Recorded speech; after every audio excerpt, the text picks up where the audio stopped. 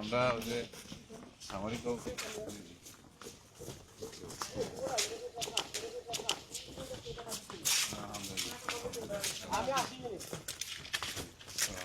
দান করুন, দোয়া করি আমরা। সেই সময়টা আসলে বাংলাদেশের অনেক বড় ক্ষতি হয়ে গেছে।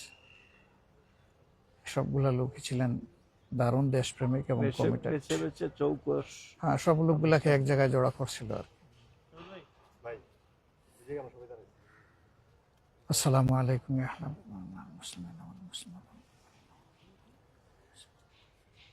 আল্লাহুম্মা ইন্নাকা আফুউন কারীম তুহিব্বুল আফওয়া ফা'ফু আন্না রব্বানা ইগফির লানা যুনুবানা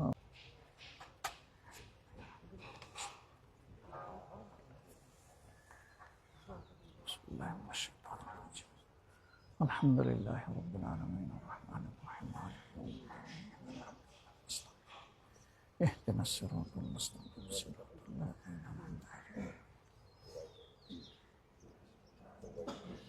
বিসমিল্লাহির রাহমানির রাহিম।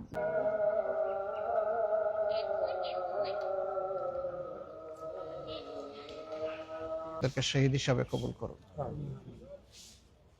এই দিনটি ছিল জাতির বিরুদ্ধে একটা গভীর ষড়যন্ত্রের দিন, এবং যাদেরকে এখানে হত্যা করা হয়েছে আগে থেকে পরিকল্পিতভাবেই তাদেরকে এখানে পোস্টিং দেওয়া হয়েছিল।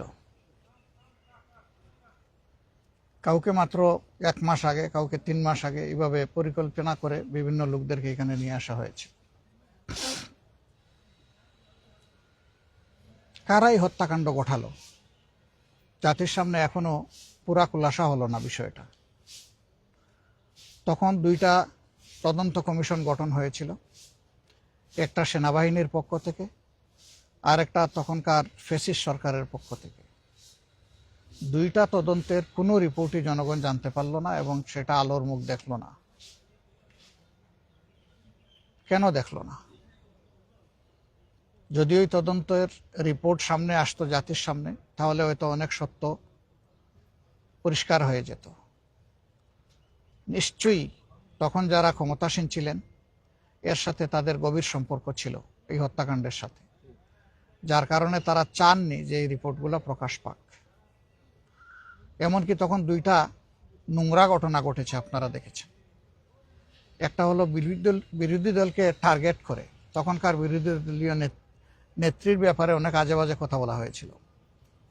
বাংলাদেশ জামাতে ইসলামীর তৎকালীন অ্যাসিস্ট্যান্ট সেক্রেটারি জেনারেল এবং নির্বাহী পরিষদ সদস্য, সুপ্রিম কোর্টের অত্যন্ত মর্যাদাবান একজন আইনজীবী, সিনিয়র আইনজীবী ব্যারিস্টার আব্দুর রাজ্জাককে হয়রানি করা হয়েছে। 2বার তাকে জিজ্ঞাসাবাদের মুখোমুখি করা হয়েছে। নাসির উদ্দিন পিন্টুকে নৌকা দিয়ে নাকি লোক পার করে দিয়েছে, এই জন্য তাকে এই অভিযোগে অভিযুক্ত করে জেলে নেওয়া হয় এবং সেখানে পরিকল্পিতভাবে তাকে হত্যা করা হয়। তৎকালীন বাণিজ্যমন্ত্রী ফারুক খান ঘটনা ঘটার সাথে সাথেই মিডিয়ায় তিনি বক্তব্য দেওয়া শুরু করলেন যে এই ঘটনা জামাত শিবির ঘটিয়েছে। এত বড় একটা ঘটনা, তার মামুলি কোনো তদন্ত হলো না, তিনি একটা দলকে দায়ী করে বক্তব্য দেওয়া শুরু করলেন।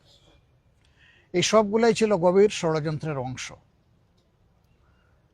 পরবর্তী পর্যায়ে বর্তমান সরকারের আগে যে ইন্টারিম গভর্নমেন্ট ছিল, এই ইন্টারিম গভর্নমেন্টের পক্ষ থেকে একটা তদন্ত কমিশন করা হয়েছিল। সেই রিপোর্টও কিন্তু জাতির সামনে আসেনি পুরোপুরি। আসলে আমরা বুঝতে পারবো সত্য আংশিক উঠে এসেছে নাকি আংশিক চাপা পড়েছে। আজকে আমার একটা স্ট্যাটাস হয়তো আপনারা লক্ষ্য করবেন, আমি বলেছি আংশিক সত্য উঠে এসেছে। কেন আংশিক বললাম? যেহেতু পুরা রিপোর্ট আমাদের সামনে আসে নাই। পুরা রিপোর্ট আসলে আমরা বলতে পারবো যে এটা আংশিক না পূর্ণাঙ্গ, সত্যটা উঠে এসেছে কিনা। খুনের নেপথ্যের কারিগর যারা ছিল, পরিকল্পনাকারী ছিল, ষড়যন্ত্রকারী ছিল, এদের সবাইকে অবশ্যই বিচারের আওতায় আনতে হবে। যদি এই সরকার বিচারের আওতায় আনতে পারে তাহলে এই জাতির কিছু দায় মুক্তি হবে, দায় মোচন হবে। যদি সরকার না আনতে পারে তাহলে এটা সরকারের চরম ব্যর্থতা হিসেবে পরিগণিত হবে। আমরা আশা করি সরকার তাদের দায়িত্ব সঠিকভাবে পালন করবে। এর পাশাপাশি আরও যত হত্যাকাণ্ড হয়েছে সবগুলা হত্যাকাণ্ডেরই বিচার হওয়া উচিত। ওই সময় মাথায় পরিকল্পিতভাবে যে হত্যাকাণ্ডগুলো ঘটানো হয়েছে, ফাঁসির নামেই হোক আর যে নামে হোক, সেগুলোরও বিচার হওয়া উচিত। সর্বশেষ উসমান হাদি, সে দেশের পক্ষে একটা শক্ত ভয়েস ছিল। দুটা জিনিস সে কোনোভাবেই মেনে নিতে পারত না, একটি আধিপত্যবাদ আর একটি হচ্ছে বৈষম্য। এই দুটির বিরুদ্ধে তার অবস্থান ছিল স্পষ্ট। এই জন্য তাকে খুন করা হয়েছে পরিকল্পিতভাবে, স্পষ্ট নয়, অন্ধকার গলিতে নয়, রাতের বেলা নয়। কিন্তু আজ পর্যন্ত হাদি হত্যাকাণ্ডের পুরো রহস্য জাতি জানতে পারল না। আমরা চাই যদি এই বিচারগুলো হয়, তাহলে আগামীতে এ ধরনের অপকর্ম করার দুঃসাহস আর কেউ দেখাবে না। আপনারা নিশ্চয়ই জানেন, আমাদের মহান মুক্তিযুদ্ধের সময় এত সেনা অফিসার মারা যান। দুইটা বিশ্বযুদ্ধ হয়েছে, একদিনে কোথাও এত সেনা অফিসারকে খুন করা হয়নি। এটা ছিল দুনিয়ায় আনপ্রেসিডেন্টেড। এর আগে এই ধরনের আর কোনো উদাহরণ নাই।